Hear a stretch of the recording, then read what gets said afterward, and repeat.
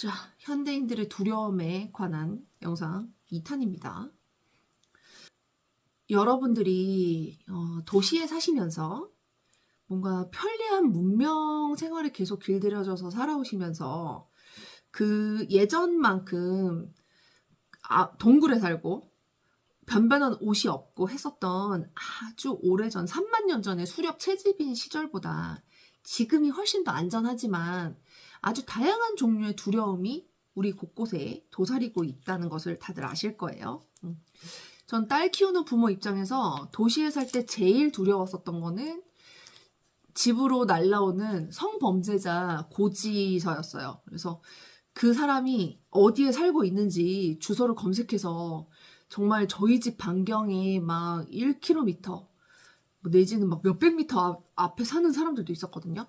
그런 것들을 마주할 때마다 느꼈었던 두려움, 또는 이 도로 위에 차들이 위험하다는 그런 두려움, 그리고 뭔가 묻지마 범죄 같은 것들에 대한 두려움, 사람들에 대한 어떤 혐오, 그리고 이유 없이 화내는 사람들에 대한 두려움 같은 것들도 있었고, 또한 생존의 욕구도 굉장히 많이 있었던 것 같아요. 도시에 있었을 때는 요가원들을 많이 다니면서 제가 그냥 강사로 생활을 했었는데, 그때마다 거기에서 잘리진 않을까 하는 두려움, 그런 것들이 항상 있었죠. 근데 제가 이제 여기 시골에 이사를 오고 아이들 때문에 일단은 왔지만, 와서 오기 전에 정말 많은 고민들을 했어요.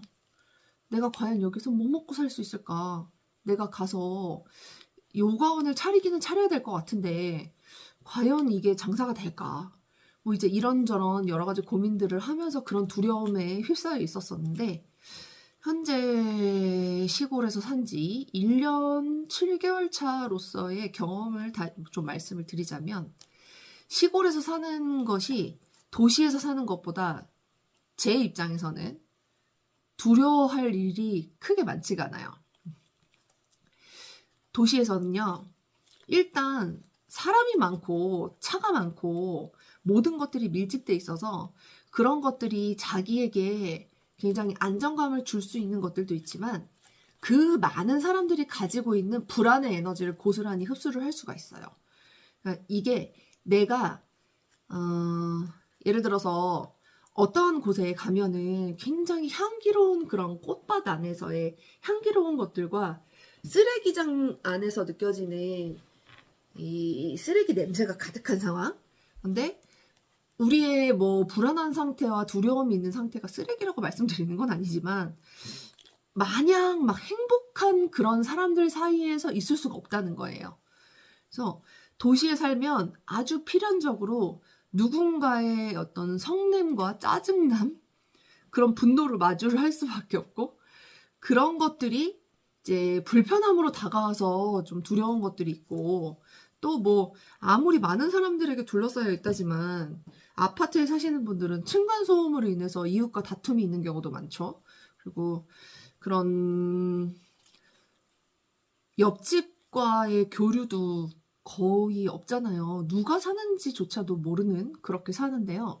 시골은 내 옆집에 누가 사는지, 뒷집에 누가 이사 왔는지 사람이 너무 없기 때문에 다 알아요. 오히려 그래서 폐쇄적인 부분도 당연히 포함이 되겠지만, 적어도 저는 이사를 오고 시골에 살면서 제가 가지고 있었던 부정적인 감정들이라든지 불안한 마음들을 한 번씩 되새겨서 볼 수 있었던 아주 좋은 계기가 되고 있어요.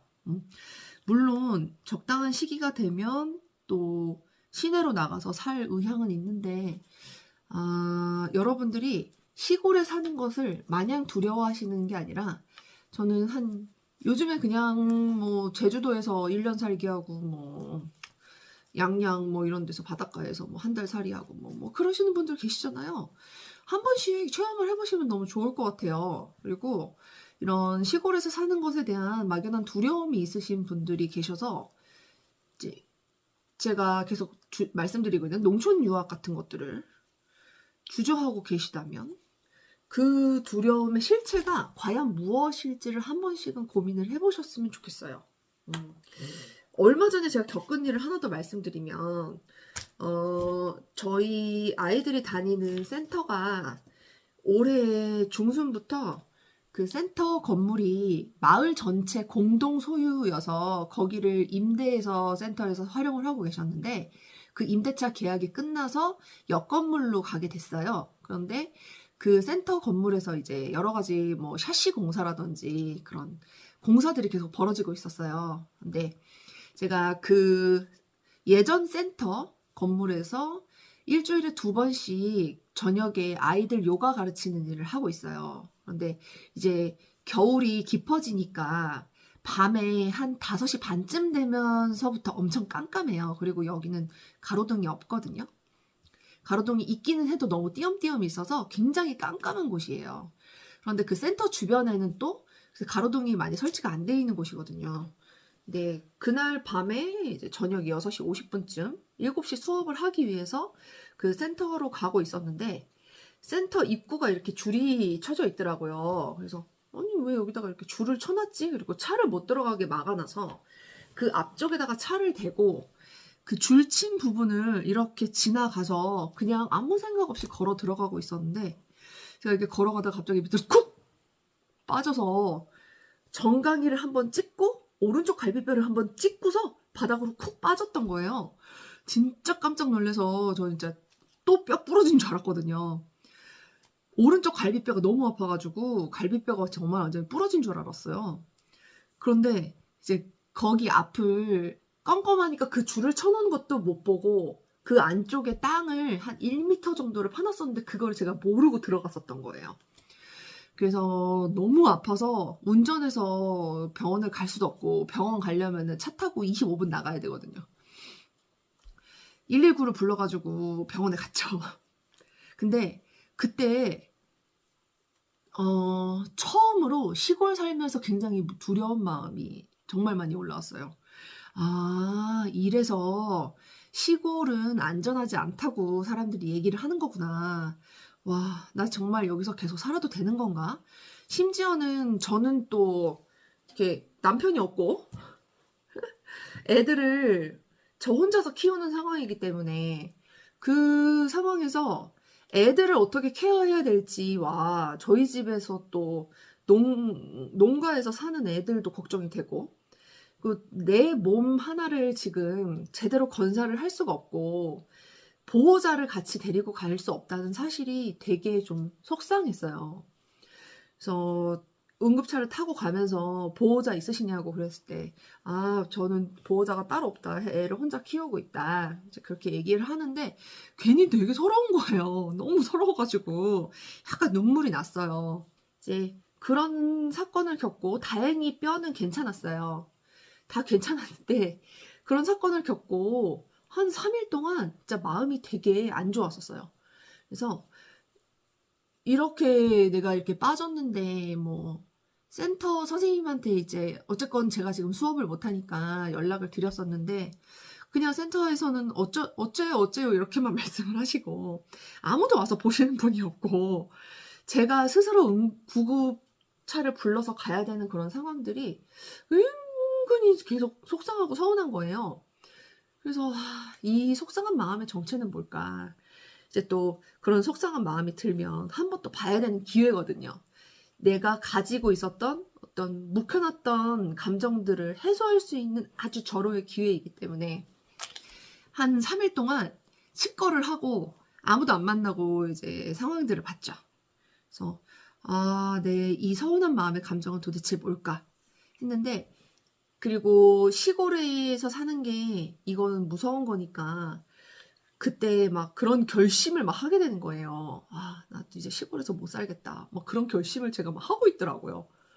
그런데 오늘이 아니라 이제 재밌게도 제가 가지고 있는 이런 달력이 있는데 여기에 이런 좋은 글귀들이 있어요. 그래서 여기 이걸 한번 읽어드릴게요.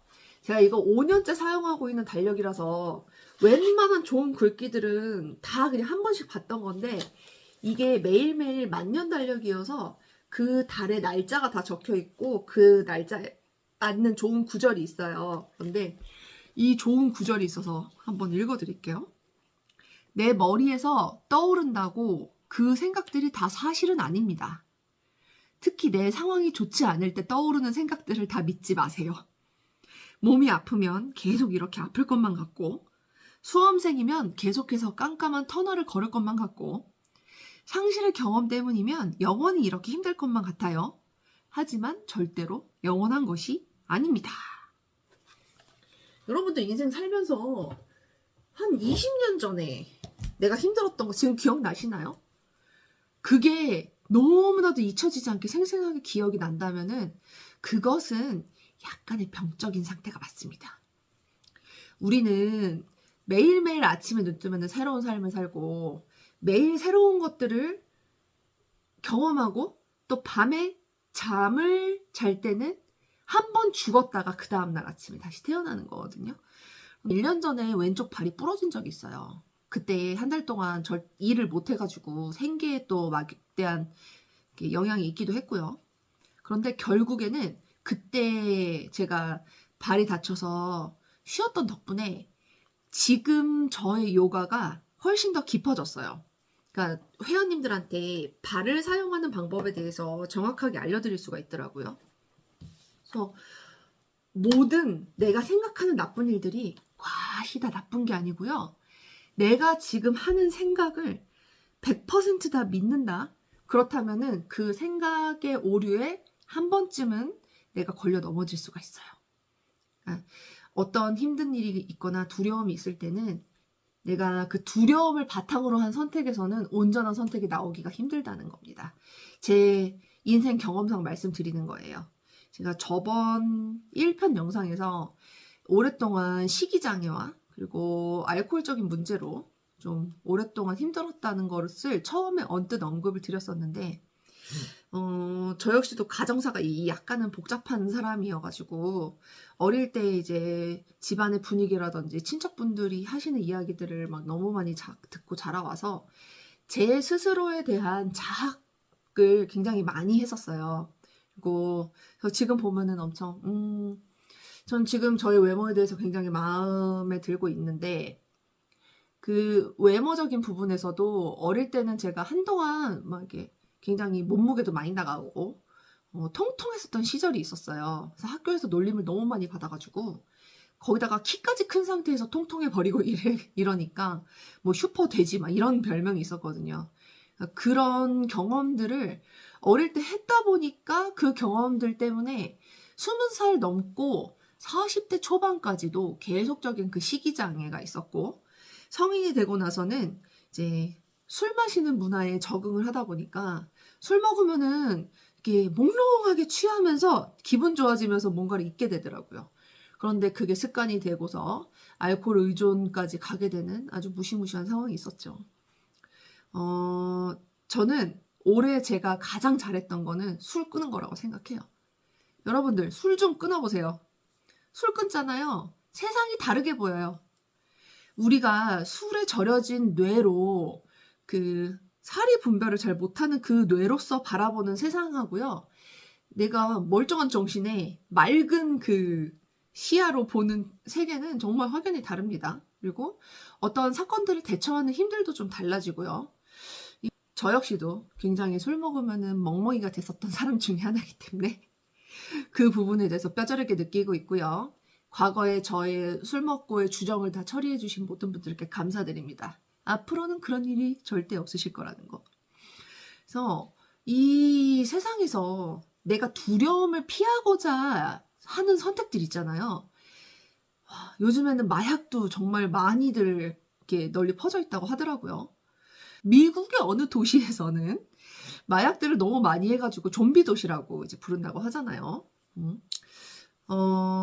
만연하게 미국에서 마약이 퍼지게 된 계기가 그 미국 내에서 가지고 있는 이제 환상적인 무언가들, 그러니까 물질 만능주의, 자본주의의 끝판왕들이 이 사람들에게 매우 편리한 것들과 그리고 풍족한 생활을 보장해 주는 것과 반대로 엄청난 극빈층들이 미국에 많이 살고 계세요. 그 극빈층들이 다른 사람들하고 비교하는 그런 것들을 계속 할 수밖에 없잖아요. 아, 쟤네들은 왜 저렇게 잘 살고. 그리고 또 요즘에는 막 SNS에서 뭐 무슨 개인 전용기 타고 다니고 막 엄청 집에 방이 막 8칸에 막 수영장 있는 그런 대저택에 사는 사람들을 막 보잖아요. 헐리우드 셀럽 보잖아요. 그러면 나는 상대적으로 박탈감이 들고 그냥 똑같은 한국인인데 막 어디 뭐 한남동 산대. 뭐 저기 막 청담동, 삼성동 막 좋은 아파트 산대. 연예인들도 마찬가지고요. 그런 사람들 보면은 박탈감 느끼잖아요. 그렇게 자기 안에 박탈감이나 어떤 내가 뭔가를 해내지 못할 것 같은 두려움? 막 이런 것들이 계속 잠식하는 이 사회에서 살다 보면 자꾸 거기에서 피할 수 있는 도구들을 찾게 돼요. 그런데 있잖아요, 여러분. 두려움이랑 부정적인 감정은 피해서 되는 게 아니에요. 이게 좀 표정이 좀 그렇죠? 피해서 되는 게 아니에요, 걔네들은. 너무너무 이렇게 힘들겠지만 처음에는 이게 되게 힘들어요. 네, 많이 힘들어요. 하지만요, 여러분들 그 힘들다는 게 안 해봐서 그런 거예요. 익숙하지 않아서 그렇게 된 거예요. 내가 두려움을 회피하고자 하는 게 술이나 담배, 뭐 또는 마약, 아니면은 뭐 굉장한 폭식을 한다든지 이런 것들로 나의 두려움을 자꾸 도피를 하려는 순간에 도피를 하는 그 도구들만 사실 바뀔 뿐이지 여러분들의 그 감정은 온전히 해소가 된 게 아니에요. 그냥 이런 거죠. 쓰레기를 내가 버리지 못하고 카페트 밑에다가 이렇게 구겨서 넣어놓는 거예요. 그러면은 당장은 눈에는 안 보일 수 있는데 그 쓰레기가 계속 썩어서 냄새가 난단 말이에요. 얼마 전에 그 육군 부사관? 제가 그 분의 직업을 왜 알아야 되는지는 모르겠지만 어쨌든 이제 육군 부사관이라는 직업을 가지고 있는 분이 자기 아내를 집에서 방치해가지고 뭐 구더기 아내 이런 식으로 타이틀이 나오던데 저 그거 되게 좀 마음에 안 들거든요. 아니 방치한 사람한테 잘못 그 좀 네이밍을 해야지 그 피해자를 구더기 아내라고 하는 거는 진짜 좀 혐오스럽긴 하지만 어쨌건 그렇게 구더기가 온몸에 퍼져 있게 자기의 그 와이프가 자기 바깥의 사회적인 체면 때문에 본인이 막 그렇게 때리고 학대하고 그렇게 해서 움직이지 못하는 사람한테 대소변도 못 가리는 사람한테 편의점에서 그냥 음식 갖다가 날라주고 온몸에 구더기가 생기도록 썩어가는 와중에서 계속 방치를 했다는 거잖아요. 그게 우리 마음속에 항상 가지고 있는 거예요.